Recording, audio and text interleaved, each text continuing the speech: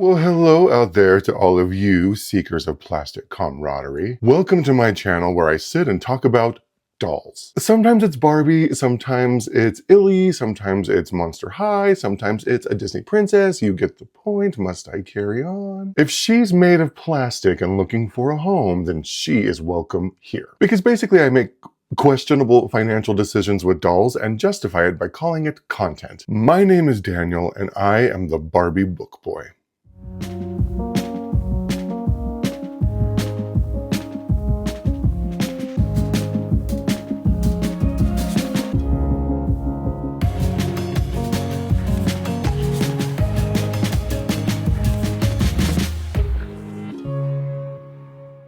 Today, I'm going to be looking death right in her perfect little plastic face by reviewing the Monster High Skullector Lost Boys doll. And I realized that I'm super late to this party because she came out like long before I was even born, but I don't care. I actually received her as a gift from a friend who, through a series of unfortunate events, ended up with two, and she asked me if I wanted her spare, to which I said, no, I hate dolls. Just kidding.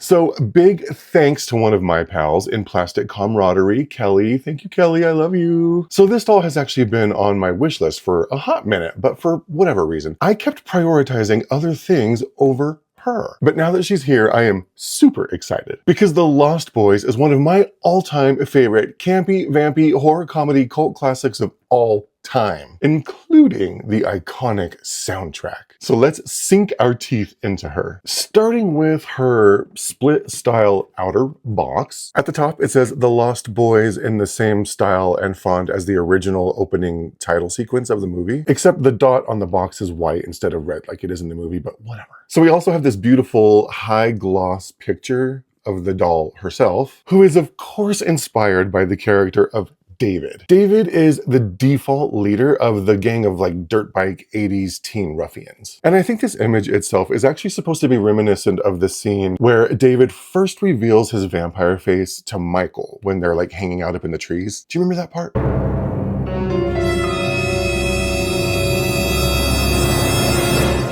Anyway, it makes sense that they would pick David to design this doll after, with him being the leader and all. But I do have visions of what a doll of the character that Jamie Gertz played called Star. I have visions of what that doll would look like because Jamie Gertz was just so beautiful in that movie.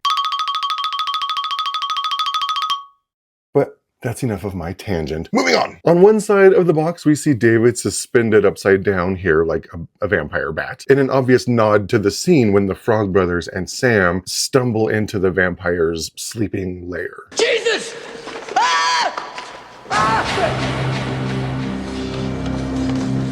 And on this side, we just see again the Lost Boys in the same graphic as the opening title scene of the movie. Now, onto the back of the box. This back is a veritable treasure trove of Lost Boys movie references. So you can see here, it's got the Santa Carla boardwalk, which Santa Carla is a fictional town that was actually modeled after Santa Cruz. And in fact, Santa Cruz was actually where the movie was filmed, including all of the boardwalk scenes. But of course they had to go and Monster High-fy it by adding this skullet here in the framework of the roller coaster. And they've got the boardwalk framed in this spooky window aesthetic here. It's got like tattered curtains, and of course no spooky vampire lair window scene would be complete without at least one spider web visibly present. And on this side over here, you'll see we've got a flaming trash can, which is a clear nod to the vampire lair in the movie, because flaming trash cans are some of the things they use to like illuminate their lair. Flaming trash cans. That's pretty much how I picture all teenage boy living spaces. Just barrels of flaming trash. Let me know in the comments if I'm wrong. Anyway, you'll see that the trash cans make reference to the alarmingly high number of missing people from this fake town of Santa Carla. But if we look closely, you'll see that the missing posters feature Monster High girls. See, look, it looks like we've got Frankie Stein, and it looks like that might be Draculaura. And I think this one down here at the bottom is Claudine Wolf. It's our Monster High girlies. They've gone missing. Gang's all here. Then we have another picture of David here, and we'll skip her details for now because we're gonna get into her once we actually open and unbox her. But be sure to catch this image of the surfboard here behind her beautiful blonde mullet. Just a little tribute to California surf culture. Okay, so that's it for the outer box. Parting the veil, table, we get our first glimpse of David in the window. And I'm actually going to remove this. Okay, so now that we have our first glimpse of David, that's just what I'm going to be calling her from now on, David, whether she likes it or not. Oh, but the excitement is mounting. Because the first glance at her, she is an absolute fright feast for the eyes because she is ooky, spooky beauty. But again, skipping the doll details for just a second, the background of her card is a reference to the underground cliffside vampire lair. I think in the movie, David says that it actually used to be a beach resort that collapsed in the earthquake of like 1906 or something. I don't know, I can't remember. Irrelevant. Now, before we get too far ahead of ourselves, on the inside box, there's yet another picture of David just posing fiercely here. And another one here on this side. But I would be remiss if I didn't actually mention the back of the box. It's a message from the Frog Brothers that perfectly captures the voice of Edgar and Alan, our favorite vampire hunting comic book nerds from the movie. Also, did you catch it? The Frog Brothers are named Edgar and Alan, which is just delightfully gothic. Anyway, it says, The Lost Boys, David, the quintessential Santa Carla boardwalk survival guide. Everyone calls Santa Carla the murder capital of the world. But do you know the hotspot of its homicidal activity? The boardwalk, aka a flesh eater's paradise. Don't be fooled by the sweet smell of funnel cakes. It covers up the stench of death. That cute dog by the roller coaster? Don't engage. It's a hellhound. You thought merry-go-rounds were fun? Think again. They're feeding grounds for vampires. Yes, we said it. Vampires. Undead sickos who gallivant around town in earrings and black leather coats. Be on the lookout for delinquent punks with shaggy mullets, bleached locks, and flowing curls. Besides great hair, an affinity for motorbikes and takeout should also arouse suspicion. Your best defense is to fully arm yourself when heading out. We're talking garlic, weaponized holy water, and holstered stakes. Need help slaying Night Stalkers? Just contact the Frog Brothers. They will gladly eliminate the threat for a reasonable fee. And then on the back, they included a picture here of the black vampire bat kite that blows in on the wind. And I think it actually, in the movie, smacks Max in the face, but I can't remember. Okay, enough fooling around. Let's free this little menace and see what her bad attitude is all about. Just don't bite me, okay?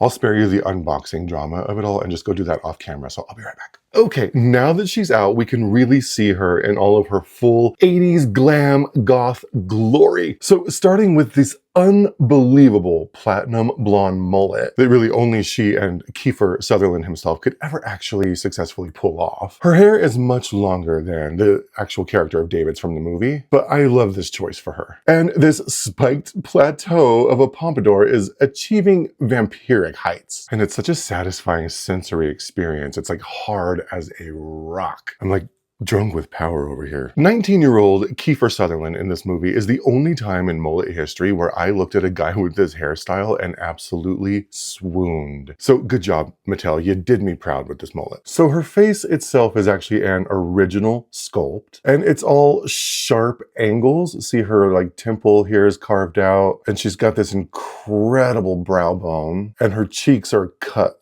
sharp as knives. This face sculpt is the perfect marriage of Monster High meets vampire Kiefer Sutherland, and the screening itself is just the right balance of ooky, spooky, campy, vampy fun. I particularly love her amber eyes with this red eyeliner. They really nailed the undead deed with these peepers. Also, I don't know if you can see this or not, but her fangs are actually sculpted, which is actually kind of a nice elevated touch. I'm sure it would have been much easier to just like paint them on, but I appreciate the extra effort. Thank you, Mattel. Anyway, they gave her this reference to David's solitary earring in the movie. You know, we might be able to see it better on the box. So in the movie, David's earring is some antique silver wire with like a leather dangling strap, which when I think about it only makes me love this character even more because that's such a crafty thing to do. I love a crafty queen. But on our girl here, they just made the earring all one solid color. See this part here that looks like a noose is supposed to be like silver wire, and then that's supposed to be the black leather strap dangling down.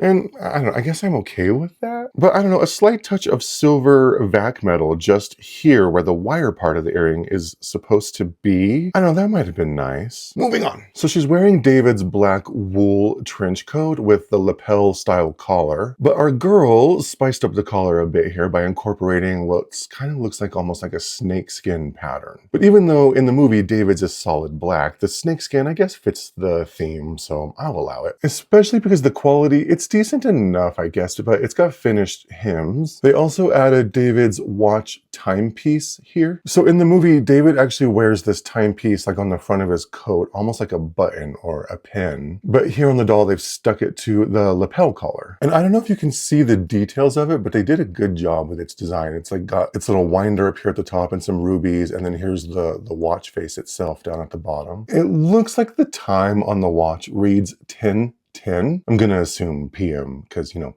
vampire. So the coat is a nice length, though it isn't double-breasted like it is in the movie, but it's good. I like it. I don't care. Now, under the coat, it's got a black bodysuit, which is supposed to be like this almost like a patent leather kind of material, which if you know anything about this material on dolls, it tends to get like flaky over time. So I don't know. We'll see. Stay tuned. I'll let you know if mine ever starts flaking. And then on the front, we once again see a nod to the kite, the black vampire bat kite that flies into Max's yard. Now in the movie, David only actually wears solid black. He doesn't actually wear any graphic tees or like band tees or anything like that. But it's such a clever little Easter egg that I actually have no problem with it whatsoever. I actually quite appreciate it. They also gave it a red collar, and then the shoulder sleeves here are hemmed in red. Because I don't know, I mean with the red collar and the kite here, they had to find a way to dress up David's wardrobe because he's too busy being all villainous to be a slave to fashion. Though he does seem to take the time to touch up his roots. So moving on. I love her adorable little biker gloves. Now, I don't know if you can see it or not, but they've got a stitching detail around the fingers. Biker gloves, absolutely essential for those midnight moonlight bike rides in search of a snack. Now, before we move on down to her shoes, her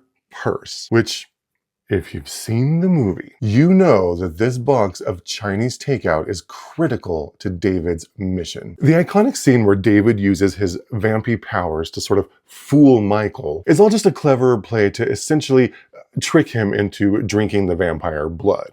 Why don't you try some noodles? The worms. I mean, they're worms. Tony. So the fact that they used that moment for this purse is utterly inspired. It had to be incorporated into this doll somehow, and it works. And it's the details that just slay me. It's got the worms and the chopsticks. It's got the folds of the takeout box. And I don't know if you can see this, but there's even a little skullet here on the pagoda and some little red bats flying all around it. But come on, I mean, throw a gold chain on it and you've got purse perfection. But now we must to the shoes. And oh, Monster High. They just love to play with their shoes. I'm going to start with this one first because it's going to be the easiest to explain. So both shoes are this almost knee-high length boot with laces that go up the side and what looks like this motorcycle handlebar here for a strap. And then, I don't know if you can see this, but it's got a teeny tiny little skullet right here for the buckle. And then the platform is just this fantastic gold platform that at first I thought was like a woven, like a basket weave style, but I think it's just kind of random. Now, this being Monster High, we of course get an object heel because they just geek out over whimsy. And they know that I do too. So starting with this one, it's a pretty obvious reference to the bottle of vampire blood that David gives to Michael on that very first night that they meet and are like hanging out at the lair.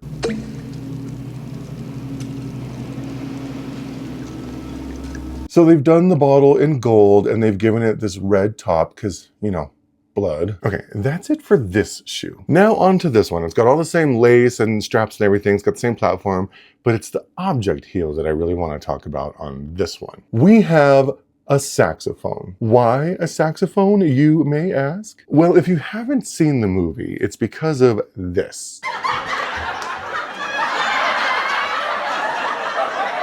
This iconic saxophone performance by a musician called Tim Capello is legendary amongst the Lost Boys fans. The scene is absurd. It's unforgettable. And it's only like 30 seconds long. It plays absolutely no role whatsoever in the outcome of the movie. It is strictly gratuitous. This scene asks us to suspend reality for just a second and accept that a saxophone can be as hard rock as an electric guitar. And we accept it. Is it because he's all drenched in oil? Is it his 80s muscle physique? The ponytail? The hip thrusting and gyrating. Perhaps it's his leather pants. I don't know. But I do know that those of us who are fans of this movie are absolutely in on the joke. And we wouldn't take away any of the bricks in this movie's foundation for anything. And clearly the geniuses who sit around the Mattel think tank and come up with these ideas, they know that, and they came to play. The inclusion of this saxophone as an object heel is just the level of excellence that I expect